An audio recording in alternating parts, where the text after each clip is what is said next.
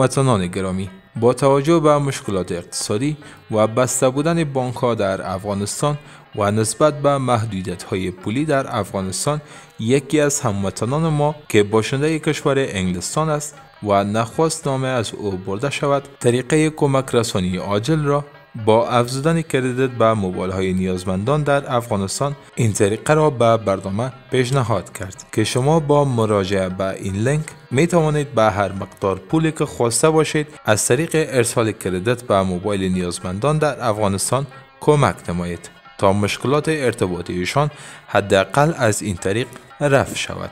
ما سپاسگزاریم از شما هموطن عزیز.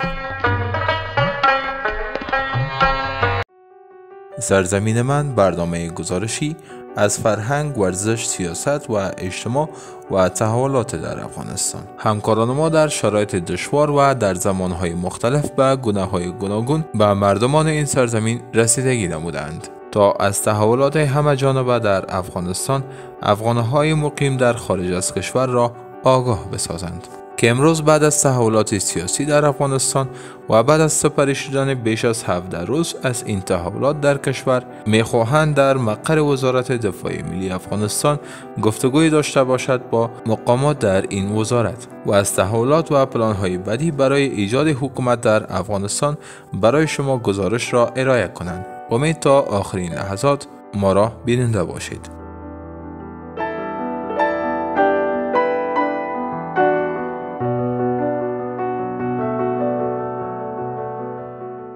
وارد محوطه وزارت دفاع ملی می شویم، جایی که در نخست صدها واسطه نقلیه نظامی و غیر نظامی به چشم می خورد. در این محوطه آثاری که نشان دهنده نظام حاکم در این سرزمین بود مشاهده می شود و شعارها هم هنوز پابرجا است. محوطه بزرگی را به خودش اختصاص داده است و باید فاصله زیاد را الا دفاتر اداری این وزارت قدم بزنیم.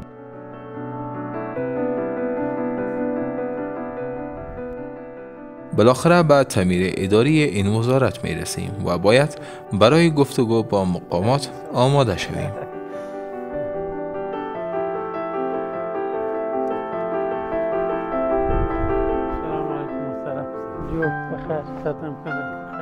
آقای مفتی لطیف الله حکیمی، مسئول عمومی امور اداری کمیسیون امور نظامی امارت اسلامی افغانستان، صحبت‌هایش را با این دو پیام آغازگر می شود. بسم الله الرحمن الرحیم. این جانب مفتی لطیف الله حکیمی، مسئول عمومی امور اداری کمیسیون امور نظامی امارت اسلامی افغانستان،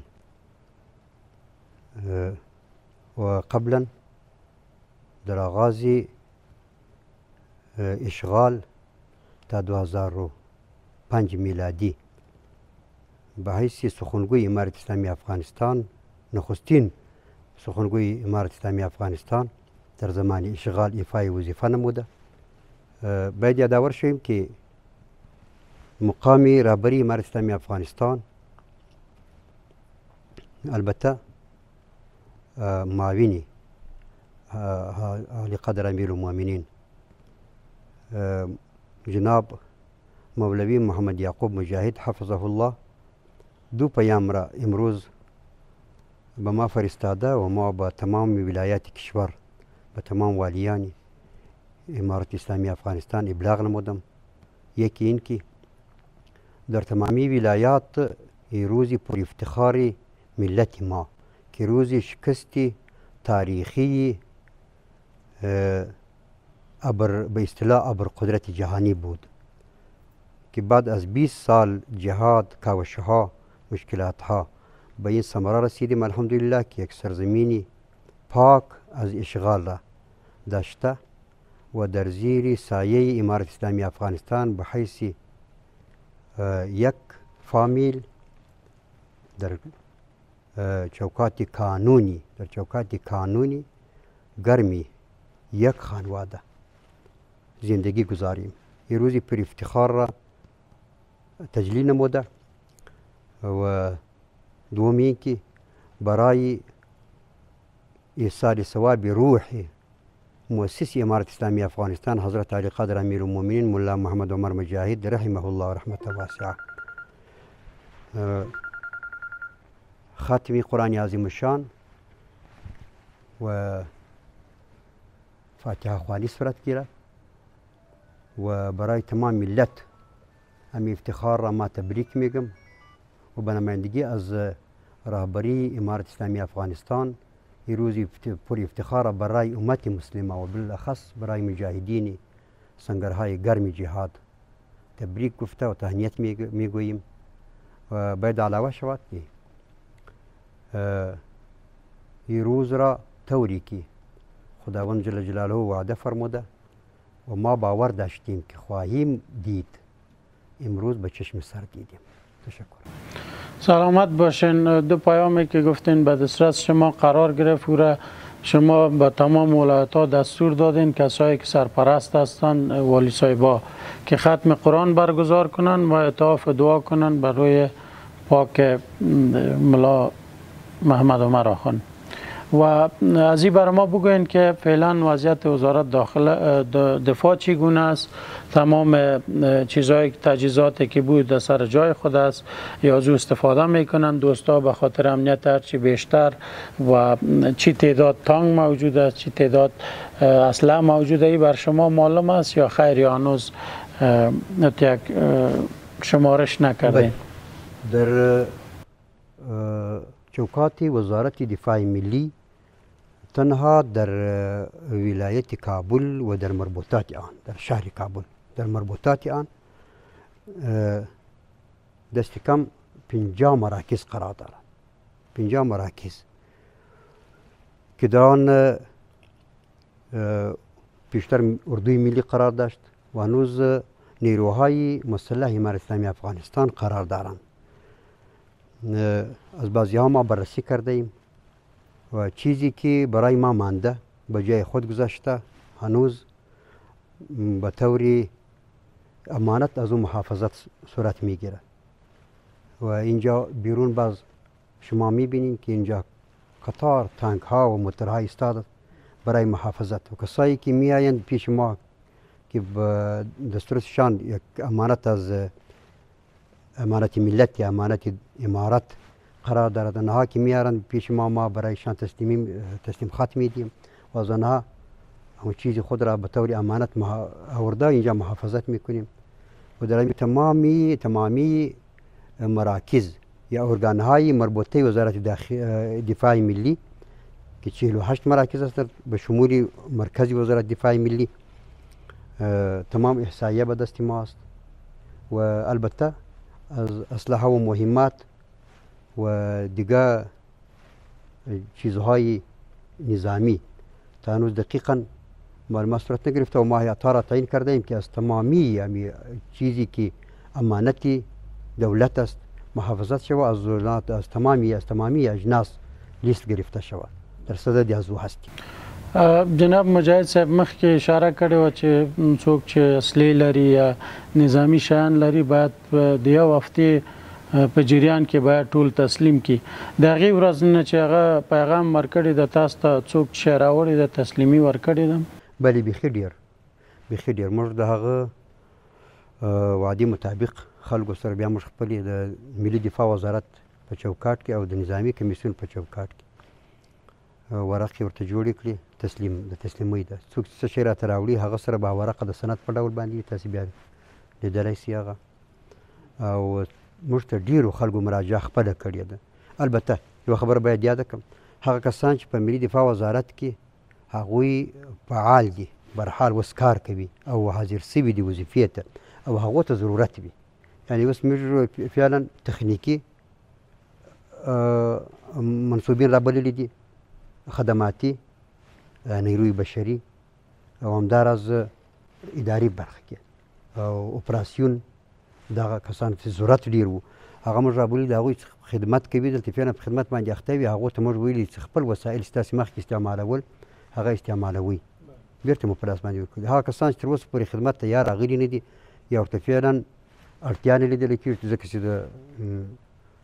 د ملي دفاع وزارت تر اوسه پورې په تمام معنا باندې فعالیت نه ده آغاز کړی چې وزیر به ټاکل کېږي خامخا معینان به ټاکل کېږي نور پرسونل لاندې بیا به نو هغه کسان هم راځي خو له هغو څخه چې موږ کې راوستلي دي وسایل هلته ولاړ دي دا کس لیدلی چې هغه موږ ځینې تسلیم کړي دي او محافظت یې کوي دا کوم کسان چې اردو کې و دوی هم کولی شي چې دوباره راشي تاسو سره یو ځای شي او د دې وطن لپاره خدمت وکړي اردو جوړول خو به آینده راتلونکې خبرې دي اسلامي امارت به حتما د اردو دپاره خپل اډانه لري او طبعا یو دولت چې وي هغه اردو هم لري خامخا به لري هغه به دغه د وطن خلک دي د وطن خلک ضرورت خامخا کوم لباس کې وي بیا به اردو کې شاملېږي دوی به خپل امارت خپل شرایط هر څه ورته وضع کوي هر دولت شرایط لري اردو کې د جذب کولو لپاره هغه خو تر اوسه پورې خو د اسلامي امارت ځواکونه د ملي اردو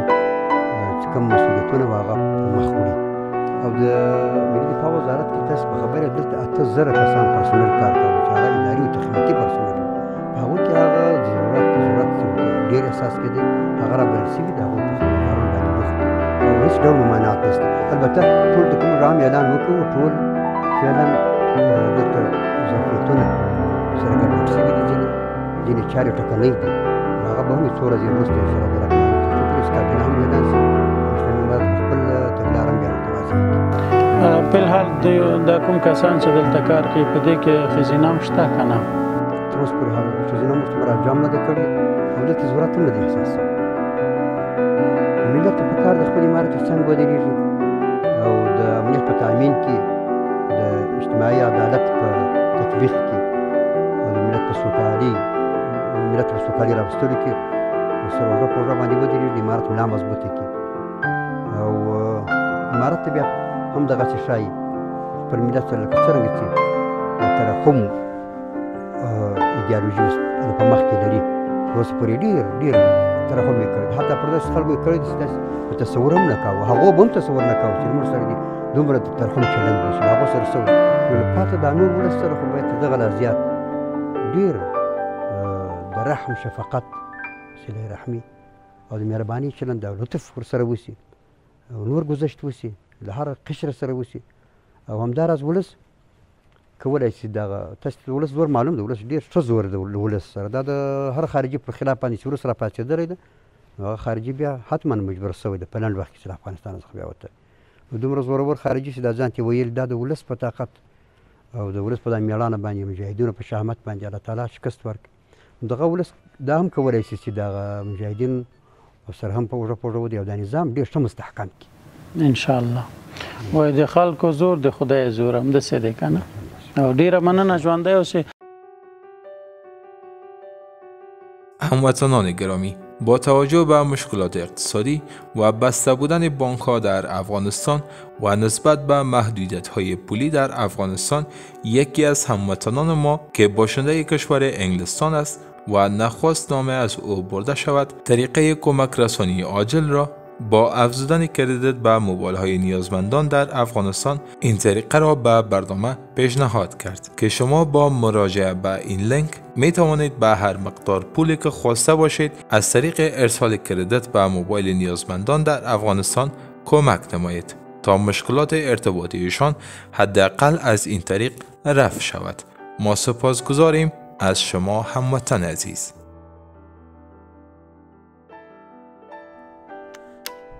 می‌خواهیم از محوطه این وزارت و وسایل توقف داده شده در محوطه این وزارت دیداری داشته باشیم. هغه دغه شیان دي چې دلته راوستل کېږي او تحفظ یې کېږي هغو ته بیا موږ پر خط ورکوو د ده لازمې واوړي که دی بېرته کار ته راغی دغه کس دغه موټر و هر څه چې دي بېرته ده ته ورکوو اوس هم ورته وایي چې که کار کوي شی مه تسلیموه موټر مه تسلیموه تاسو خپل کار کوه او که داسې دی وایي دی ملاحظات لري نو هغه د ده خپله خوښه بیا دې تسلیم. مولوی صاحب میگه کسایی که میارن موتر هر چیز تسلیم میکنن اگر علاقهشان به این بود که کار کنن ما برشان هدایت میتیم هیچ کدام ممانعت وجود نداره میتونن که به کار خود ادامه بدن و اگر کسای کدام ملاحظه داشتن که نمیخواستن کار کنن فقط موترم چیزای نظامی را تسلیم میتن و یک خط یا یک استلام برشان میته که هم مسئولیتی که به دوش از وا بود از او خلاص شد مربوط از اینا میشه. اونا را باز میگیم باز روی استراتژی خود غور کنه بیا خدمت خود را بکنه. البته برای اعتماد کسا ما اعلان کردن شما میبینید تعمیر وزارت دفاع ملی است امی 8000 نفر کار 8000 نفر. مخکې تاسو جناب مولوی صاحب ویلي چې میدوی ماشونه تیر حکومت شو تقریبا 2 یا 3 میاشتې د خلکو ماشونه پاتې دي. په دې باندې کار روان ده چې دوی ته هغه مخکینی ماشونه ورکول شي؟ نو امارت به حتما عموما دا خو په یوه وزارتخانه کې نه دا په ټولو کې ده په ټولو کې ده. د ځینو دا د ډېر وخت پاتې دي د ځینو دا د ډېر وخت معاشات پاتې دي نه دي تادیه سوي. د لپاره به د ټولو وزارتخانو دپاره یو ډول تصمیم نیول کېږي. دا یوازې د وزارت دفاع ملي ستونزه نه ده په ټول افغانستان کې ده دا په ټولو اداراتو کې ده او دې لپاره غټه بودیجه هم پکار ده. یعنې کوم دوستان چې ماشونه پاتې دي هغه خپل ډاډ ترلاسه کړي چې انشاءالله په نږدې ورځو کې په دې باندې تصمیم نیول کېږي او امارت اسلامي به ورته څه پلان لري چې دوی ماشونه ورته ورکړي. عرض وکړئ امارت په دې باندې حتما غور کوي ځکه دا تاسو معلومه ده دغه اداراتو کې چې منصوبین دي د دغو بس ګزاره په دغه معاش ده. بالکل دا عواید هم عایداتي منابع نه لري. نو دا خو د ټول افغانستان یوه ستونزه ده. بالاخره به امارت په دې باندې غور کوي.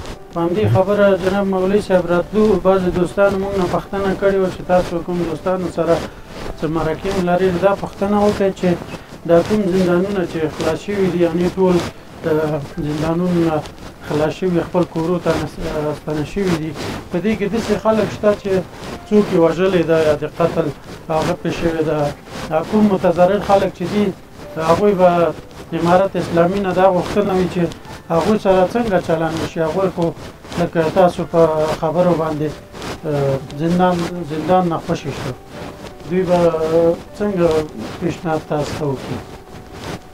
امارت خو حکم داسې و چې د زندانونو د خوشي کېږي هغه دي هغه کسان نه خوشي کېږي چې هغوی په داسې جرایمو کې ملوث دي اختطاف و غلا و قطاع طریقې وده. نو که بیا هم داسې وي ځینې زندانونه مات سوي وي او هغه ټول خلک خوشي سوي وي هغه خو بېله موضوع ده. امارت په زندانونو کې اوس هماغه کسان شته چې هغه حق العب کې بندیان. کاري مسؤلیتونو نه تېر جناب مولوي صاحب راځو شخصي ژوند باندې کورم چېرته ده څو زامن هم دي؟ زابل کې ده 2 زامن 2 لوڼې. درس مرس وایي نه وایي؟ هو کوم ځای ته مکتب رسولې ده مدرسه وایي پوهنتون وایي دا هم خلکو سره شریک ډېر ښه وي. نو دا د شخصي زندګي ده هر چا خپل ډول باندې عیاره کړي. دا کوم موټر چې دي دا مخکې نه دلته و که دا تازه خلک را تسلیم کړي؟ کړي دي دپاره مخکې مې داسې وړې کمیټې ټاکلې دي واړه کمیسیونونه مې ورته ټاکلي دي. یو دا ترانسپورټ دغو چارو ده ګور دا سره پراګنده و یو بل ځای سره ولاړ و ځینې خراب سوي دي پکښې دا ټول دلته راځي دلته قید کېږي هر یو باندې خپل نمبر لیکل کېږي او د په کتاب کې رسول کېږي. یعنې په دې کې اکثره کوم موټرې دي چې خلک راوړي تسلیم کړي دي؟ دا هم پکښې دغه داسې موټرې تر ډېره ځایه پورې دا خلکو راوستلي دي تسلیم کړي. دغه نور بیا راوستل سوي دي ډېرو ځایو کې ولاړ وي چا بوولي وو ولاړ وو یا مجاهدینو بوولي وو د جنګ په ورځ یا تر هغه وروسته بله ورځ بیا نو هغو بېرته تسلیم کړي د هغو ته ویل سوي دي چې دا راوړئ دا وزارت دفاع مربوط شیان دي.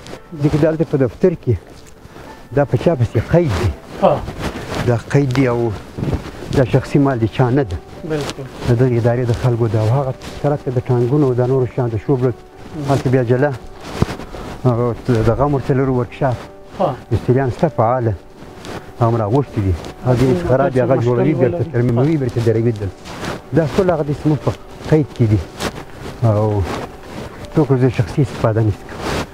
وزارت دفاع که بالحال خیر شته موټرو لپاره؟ بله ډیزل مخکې نه دلته ډیزل ذخیره وه پټرول دلته ونه مخکې نه پاتې شوي موږ هم دلته ذخیره د پټرول نه راوړو. دوستان عزیز، جناب مولوی صاحب فرمودن موترهایی که اینجا استاد است تمامش یا در روز اول توسط نیروهای امارت اسلامی برده شده بود به داخل شهر ازش استفاده میکردن. اونا رو هم دوباره آوردن اینجا و کسایی که تسلیمی دادن حتما یک فرم تسلیمی برشان میده که مسئولیت بعدی به دوش از اونا نباشه. و این هم تانگایی است که شما میبینین تمامش مربوط به وزارت دفاع است. دا مخکې نه ولاړو دلته؟ نه دا به ورسوي بې ځایه ولاړو یو چا ځغلولي تر ځایه پورې د اردو خلکو یا قمندانانو دا نور مشران هم قمندانه بولي په بېلو بېلو ځای کې ولاړ یو بېل دیوار ځای درولي یو په بازار کې درولي یو بېل د په دا محوطه کې ځای درولي بې ځای او دا اکثریت روغ دي بیا بیرته راوستل سوي دلته تجمع سوي دي. مخکې داسې منظم نه وو. موږ دغه کمیسیون ورته ټاکلی دی د ترانسپورټي چارو دپاره. هغه د پرسونل اخته تمام دا کار کوي. ځینې خراب هغه بیا هلته ورکشاپ په هغه کې جوړوي ترمیموي بیا یې راوړي داسې دروي. دې نه به انشاءالله په آینده کې سم استفاده ترې کړي. اوس هم استفادې وړ دي ټول روغ دي. دا چې ځینې خراب هغه ترمیموو.